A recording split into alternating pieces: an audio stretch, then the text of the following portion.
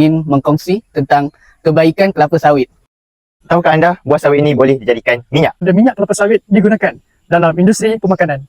Terpaling utama, what is that? Kesimpulannya daripada grup kami. Assalamualaikum warahmatullahi wabarakatuh. Hari ini kami daripada grup 4 ingin mengkongsi tentang kebaikan kelapa sawit. Kelapa sawit atau lebih dikenali sebagai Elais guineensis merupakan salah satu tanaman peladangan yang majoritinya ditanam di Malaysia. So hari ini kami akan memberikan 4 kebaikan yang akan dikongsikan oleh rakan-rakan saya. Buah sawit. Tahukah anda buah sawit ini boleh dijadikan minyak? Di dunia, di antara minyak sayuran adalah sawit, canola oil daripada rapeseed, sunflower oil daripada bunga matahari dan soybean.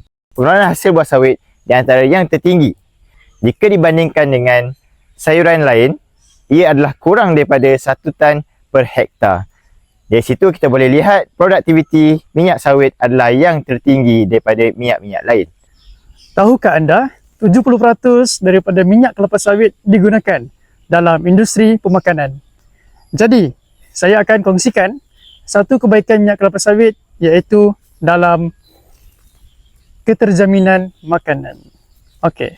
Minyak kelapa sawit seperti mana yang semua maklum telah digunakan dalam produk-produk pemakanan. Contohnya seperti minyak masak, margarin, produk siap saji dan banyak lagi produk-produk lain. Dan yang paling penting adalah minyak masakan yang kita gunakan setiap hari di rumah, di dalam rumah. Yang mana boleh dikatakan setiap daripada penduduk di Malaysia ini menggunakan minyak kelapa sawit untuk penggorengan dan juga tujuan-tujuan lain dalam masakan sehari-hari. Yang mana minyak kelapa sawit juga mempunyai sifat yang baik, iaitu sifat yang lemak yang baik dan juga kalori yang tinggi, yang mana ianya boleh memberikan kesihatan yang baik kepada penggunanya yang mengamalkan minyak kelapa sawit. Sekian. Hubungan Malaysia dengan negara luar seperti China.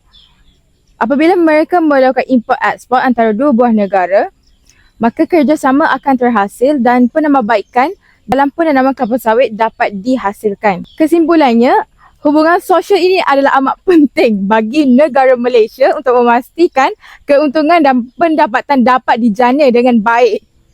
Dan seterusnya, kerajaan Malaysia mampu menyediakan infrastruktur yang baik dan menambahbaikkan lagi penanaman sektor penanaman kelapa sawit di Malaysia.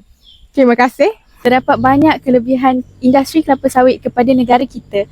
Yang pertama dan yang paling utama ialah kelapa sawit dapat meningkatkan dan memberi impak yang besar kepada ekonomi negara kita.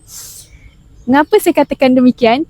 Kerana sejarah telah membuktikan pada 1998 kita telah mengalami krisis ekonomi. Pendapatan yang dikeluarkan oleh industri kelapa sawit pada ketika itu ialah 22.8 bilion. Dan dengan nilai itulah kita dapat keluar daripada krisis ekonomi tersebut. Jadi pada masa sekarang krisis ekonomi yang berlaku disebabkan oleh COVID-19 hari itu, saya yakin kelapa sawit dapat memberi impak yang paling utama supaya negara kita dapat keluar daripada krisis ekonomi yang tidak berapa elok sekarang.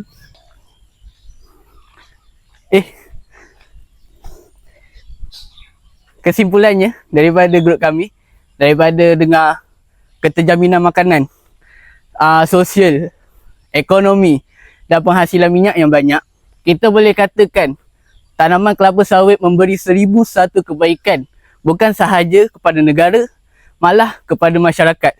So, di sini saya ingin tekankan, minyak sawit adalah nadi kehidupan Malaysia dan diharapkan industri sawit akan berkembang di seluruh pelosok dunia.